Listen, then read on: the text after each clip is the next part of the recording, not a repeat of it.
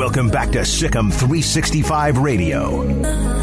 This is Paul Catalina's Top 5 at 5:55, presented by Champion Salon and Barber. To book your appointment, go to championsalonandbarber.com. Welcome back into Sikkim 365 Radio. Top 5 realignment things to watch for now. Look, we've got other shoes to drop, and I kind of did these in order again, like I did yesterday. So number 5, the Pac-12 TV deal.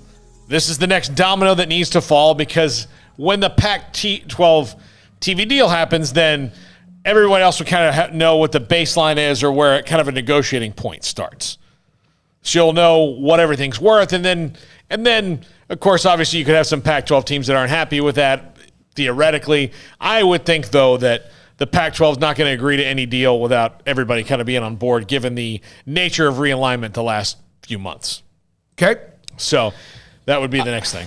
Yeah, I'm interested to see that, too. I do not view them as one of the top brands in college football. So I know they're expected to get big bucks, and, Larry Scott's comments have been pretty positive about the new deal that they'll get. But, I mean, I'm looking around and I'm going like, yeah, I mean, USC and Washington and Oregon and all those schools are great. But, it'll be curious to see what that ends up and amounts to, because it's not the sexiest conference right now. But, it does have big brands and it's content, and that's what we know networks are looking for. Their commissioner, Kliavkoff.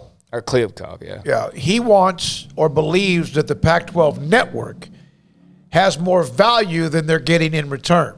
And I don't know if they're on Dish or DirecTV, one or the other. They're wanting to go at least market it to the opposite of what is against, I think, whatever the Pac-12 or whoever. Are they at ESPN? They're an ESPN? No, they're a whole mess is what they are. The Pac-12 network's a big part of why Larry Scott's not the commissioner anymore. Yeah, and Kliavkoff wants to go out and see if there's a better market, more money for it. I'm not sure if there will be or not, but he wants to, and that might delay any announcements of their TV deal, which I think a lot of people were hoping would happen in November, maybe earlier.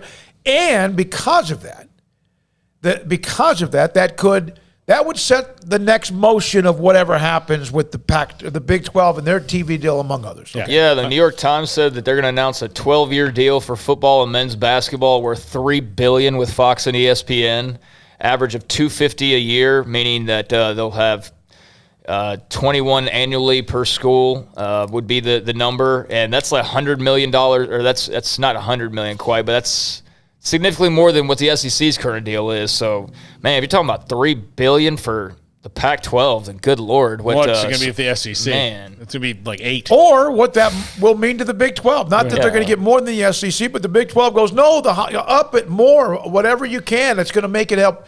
We'll match it or be around that same neighborhood when they expand theirs or extend theirs. All right, number 4, when is Big 12 round 2, which should be theoretically in November sometime, you would think, but I think they want to have paperwork signed by the end of November for whoever's going to be a part of Chapter 2. Yeah, but again, a lot of that could hinge on the Pac-12 deal. This could move it back. The Pac-12 could push it back a little bit. Yeah, let me correct myself. I don't want to put bad info out there. I was looking at an old note on the Pac-12, the $3 billion and all that. So disregard that. I'm sorry. It was an old piece of news that I thought was new. The point is the Pac-12 network is a bunch of just like a. It's not good. It's nothing that you're like that. No, they need to definitely improve that network. As far as the Big 12, when does that happen? I mean, we've been talking about it probably before anybody, quite frankly, as far as the round 2 part of it. But when is it and who is it? We know the schools, but there is the chance of is everybody ready to go? Is everybody ready to?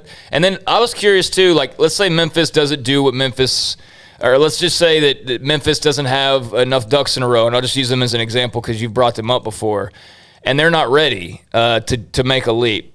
You can't add just 3 teams. No. So what does that do? Does that eliminate somebody from getting into the Big 12? That could either push it back or you start to look at a couple of the alternatives, and then yet another team from the American Athletic Conference could be involved. Yeah. All right, number 3, does the AAC have a round 2? Because if they're going to lose 3, potentially 4 more teams, they'd have to probably fill that out. You think maybe. The new teams makes it 14. They're going to lose maybe 3 of them, which would drop it to 11. You can't have just 11. You would have to add at least 1 more or maybe Get to 16. Yeah. So, that's another interesting part of this. Does this help, number two, does this help the Big 12, the 12-team playoff get done any faster or more efficiently? When conferences might feel a little stronger and feel like they've got places to move. And, I'm not just talking about the Power Five, I'm talking about the Autonomy Five or the Group of Five. It's saying, hey, look, let's get this done. We're all on board. But because of the change, the earthquake at the end of July, that was on a fast road. That's not on a fast road anymore. It's like going on a toll road where there's too many toll roads to make you go faster, and you can't because you got to keep paying.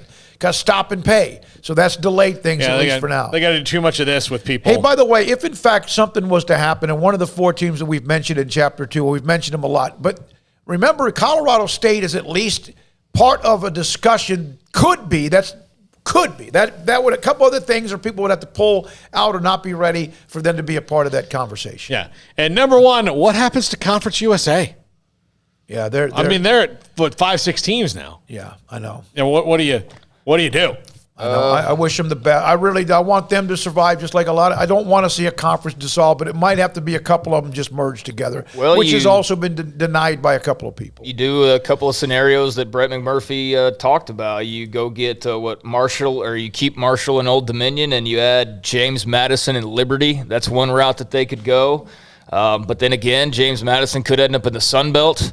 And maybe Marshall, Old Dominion, and Southern Miss ended up there. Yeah, I don't know. Conference USA is teetering, though. I mean, they are. I mean, they're going to have to figure something out. So they're either going to have to figure out how to keep Marshall and ODU, and then also add a James Madison, for example, and a Liberty, or keep what they have, manage to keep what they have, and then go and add like a James Madison or something. Yeah, it's not a lot of great options out. Not a lot of options out there for Conference USA at this point. So. Yeah, tough day for as much as the American is celebrating. Conference USA certainly is. It always is when one conference celebrates any kind of growth or expansion, it means it's at the expense of another, and then there's that domino effect that we've talked about. That it, Paul? Yep. Very well done. Thanks to Hayden Bumpus and Jack McKenzie. Armstrong Sims in the studio. Appreciate Marco's Pizza for delivering to help us get through the day. Paul Catalina, Craig Smoak, I'm David Smoak, our amazing sponsors from day one and all that have joined ever